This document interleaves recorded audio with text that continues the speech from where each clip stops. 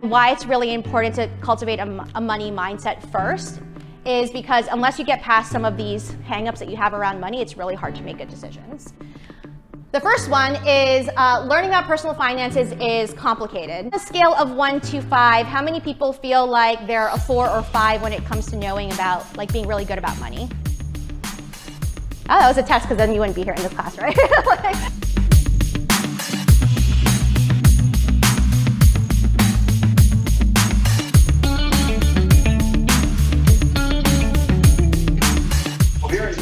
Listen up, because our next guest figured out how to crush $300,000 of her own debt in just 3 years. She is now on a mission to teach you at home how to do it. Please give a warm welcome to Bernadette Joy. Bernadette. All right. We are so excited about having you on our show. Look at those numbers. $300,000 in debt. You paid it off in just 3 years. How did you do it? I know, it sounds a little bit crazy, but what I will say is when I look back in hindsight on how I crushed $300,000 of debt in 3 years, it actually spells out the word crush, and that is what I teach people.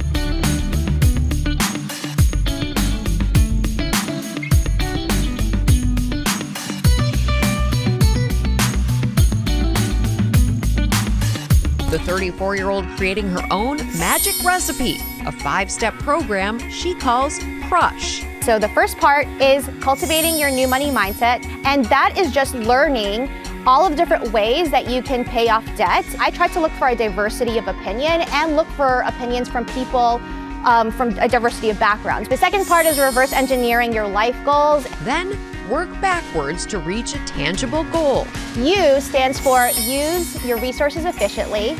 S stands for spending unapologetically on what you love. And H stands for hustle, hustle, hustle.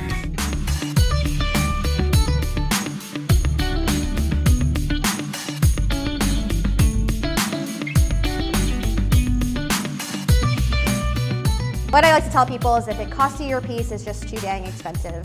So if you're staying up at night because something is stressing you about money, then that is probably a good indication to think about whether or not that's something you need to prioritize.